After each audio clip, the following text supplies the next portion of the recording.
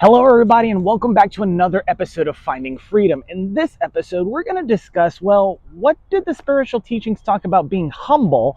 And then, of course, what did it mean by living a life of poverty or being humble, if it even said that, right? So let's get into it. Well, when you look at the spiritual books, if you haven't seen class, I'm going to be getting into spirituality after I pass science. However, I had some questions, just from different people. And they were saying, oh, well, I get a lot of people saying I should be humble. What does that mean? Well, don't flash, the gold chains. Don't flash all the time everything that you have, because in psychology, there's something called the shiny object syndrome. 9 times out of 10, people want what they can't have. And if they can't acquire it themselves, they'll either steal it, so on and so forth, or whatever the case may be. So you want to avoid that by being humble. Yes, it's okay to flash it off every once in a while. A birthday party, a wedding, a quinceañera, a sweet 16, whatever the case may be. Maybe you're going to prom and you want to show off or whatever. Perfectly fine. Those are very well called for, right? However, when it talks about living a life of poverty, I hear a lot of people say, oh, well, in the books, whatever, so on and so forth. And I say books is plural because you have the New International Version, then you have the King James Version, then you have Good News and all these different versions. But in essence, it all says the same thing, right? And of course, you have different religions. And because we're in the United States, well, let's focus on Christianity just for a moment, right? Now, when it comes to Jesus, yes, he looked over people who were in poverty, but it did not dictate that he was broke, right? It did not dictate that. I haven't seen an exact sentence that said Jesus Christ was broke or poor or whatever the case may be. He felt bad for the poor. He provided for the poor. But in order to do that through miracles or whatever, you have to have, well, if you've seen class, resources, tools, or supplies in order to do so. So when it talks about him being humble, he did not show off whatever it is that he had. Remember, he talked about having a kingdom and everything else, but he did not show that off, right? What happens if you go into the street and you're in a bad area, so on and so forth, and you pull out a wad of cash in front of some sketchy people? You're probably going to get hemmed up and probably going to get robbed, right? So this is what I mean by living humbly, right? Take Michael B. Jordan, for instance, right? Famous actor, so on and so forth. He still lives with his parents. Yes, he bought a nice house, so on and so forth, etc. But he lives with his parents. He's giving back to, the people that contributed to his life, that treated him well, so on and so forth. Probably, reprimanded him, but probably didn't do a couple things to him. So he's treating them well, right? And so, he bought this big mansion. He lives in a house with them, so on and so forth. He's a humble person, He's a nice guy. You've seen him in interviews, so on and so forth. That's being humble. Now, I'm not going to pick on Andrew Tate, but I'm going to point some things out about Andrew Tate. Because of the shiny object syndrome in psychology, when you see someone like Andrew Tate and you admire somebody like that, you wish to acquire the things that they have, such as the Bugatti, the nice cars, the women, the house, the lifestyle, etc. And it's great to have all that. But, if you ever watch Shark Tank, when these people are looking for investors, one of the things they ask is, well, what are you going to do with it? Most people ask for money and they never know what they're going to do with it. Like, for instance, if I had access to lots of funds or money, I would normally build something with it or do something, possibly pay off most of my debt and then go build something like an apartment complex that, gives discounts to first responders, that has, nice amenities, things like that. Maybe a restaurant downstairs, or maybe 2 restaurants and a coffee shop with a parking deck, so on and so forth. And because I have a discount for the first responders and a bigger one, for first responders that wish to assist with a property, such as, well, security, or if there's an emergency, I think paramedics and police officers, so on and so forth, they'd get 30 or 40% off their rent in order to carry out those duties, and just as a thank you for what they do, because we have to remember they don't get paid as much, right? But those are some of the things that I would do. Other people don't have that ideology. Some people will go out and blow it on something, whether that be a car, whether that be a jewelry, whatever, to show off. Now, you don't want to always show off, right? Now, because of that, there's things that, happen in the world where people say, oh, you're going to be humbled, right? Let's look at the 2008 housing bubble or the dot-com crash, right? People were getting into real estate and getting into the internet and doing all this stuff with dot-coms in order to make all this money. And then what happened? They lost it. They didn't know how to diversify. They didn't know how to reallocate. They didn't know what to do with the money, right? And I see the same thing happening now with people building all these AI things, right? Oh, I built this with AI. I built that with AI. I built this, but there's so many problems when they go to sell it. Now they have to fix all the bugs because the prompt engineering wasn't done correctly. It just did enough to get by to get the paycheck, right? So these are some of the things that I wanted to tap on because, I see people that want to understand, well, should I live a life of poverty? What is it? Does humble mean poverty? No, it doesn't, right? It does not, right? And no, you should not live a life of poverty. That's the stupidest thing I've ever freaking heard, right? If you're living a life of poverty, how are you going to experience and enjoy life?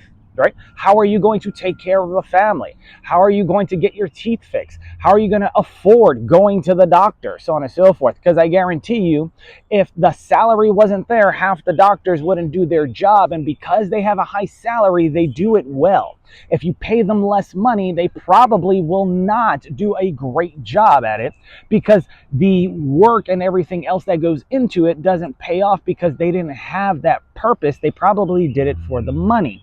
This goes similarly to those getting into fields like computer science and everything else like that. Oh, you should become a doctor, you should become a lawyer, you should become a dentist, you should go into computer science or IT. There's a lot of money in that field, but is that your purpose, right? The reason why they're saying to go into that field is because of the money, right? Whether that's your parents telling you, an uncle, a cousin, a friend, whatever, trying to influence you, right? If you're passionate about it, you'll do a great job and you'll make a lot of money, right? I mean, look at half the things that go on to Shark Tank that end up blowing up. The gentleman that made the Ring doorbell, it was part of his passion, right? He liked technology. He wanted to increase security, so on and so forth. They rejected him on the show.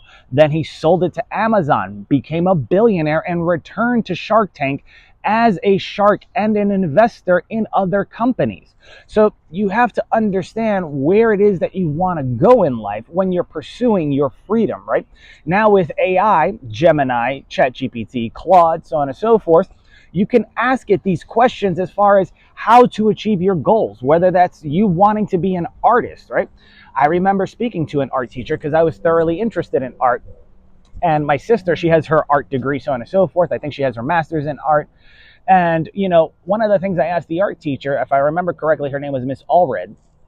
I said, how do you make money in art? She goes, well, there's a variety of ways, but, if you're just starting out, you normally want to have at least a master's degree or something higher in the art world. And then you slowly get recognized unless you're a phenomenal artist.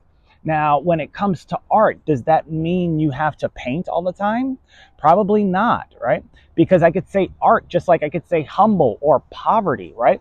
But what does it mean? Well, can you sketch? Yeah, that's a form of art. Can you tell a story? That's a form of art.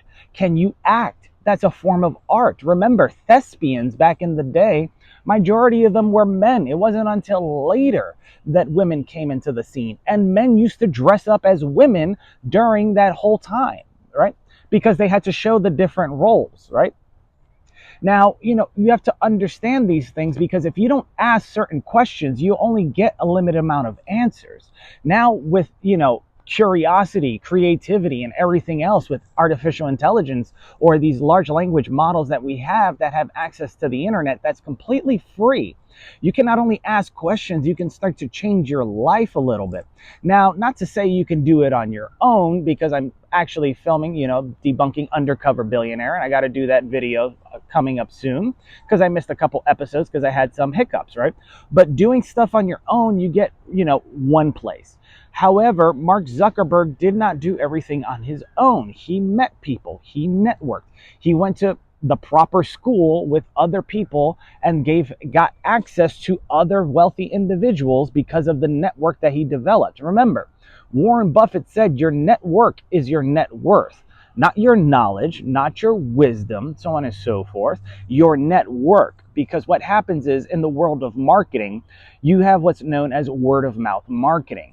And it's the strongest form of marketing there is. How do you think the iPhone blew up, right? One person or a couple people got it, had told others about it. They saw how much fun they were having. They asked questions. Other people started to buy in on it, and it spread rapidly, right?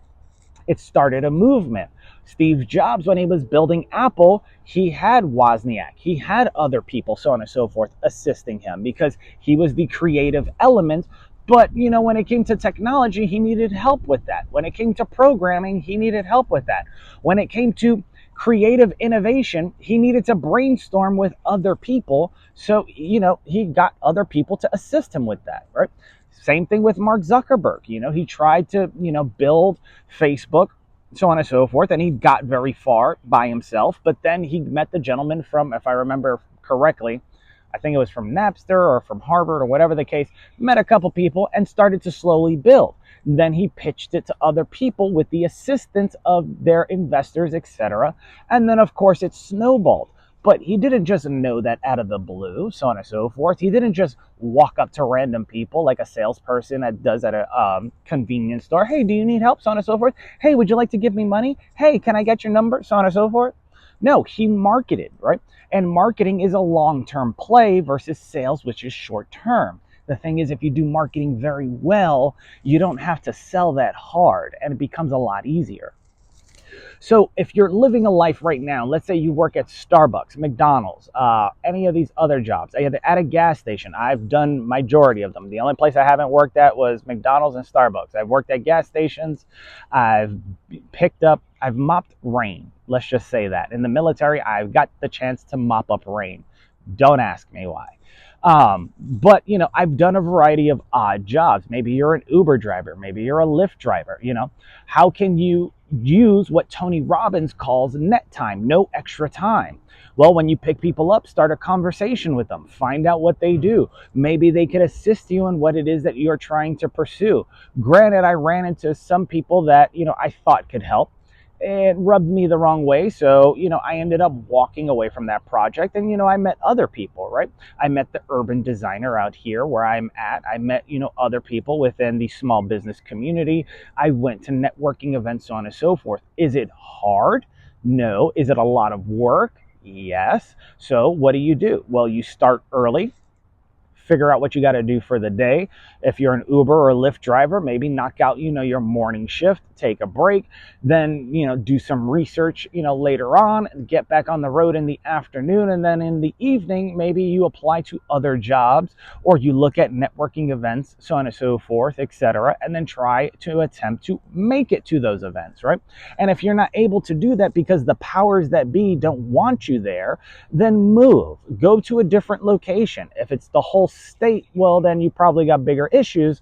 But you can go to a different state, you can go to a different country, right? Remember, there's about 7 to 8 billion people. You only need 1% of that in order to become a millionaire doing whatever it is that you do at a price point of, let's say, 20 to 40 bucks, right? So if you sell me something for $40 and you sell it to 1% of a billion people, so a couple million, all right? You're now a multimillionaire. You're now financially free. You're now successful. But remember, excuse me, to be humble. Don't flash everything.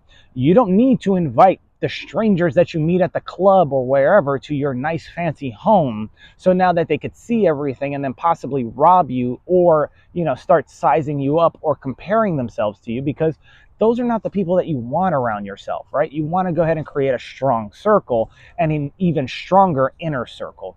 So I hope you guys take this again with a grain of salt. If you haven't checked out class, which is Creativity, Logic, Art, Science, and Spirituality, a way of thinking better, go ahead and check that out. And until next time, my friends, take care. Have a great day.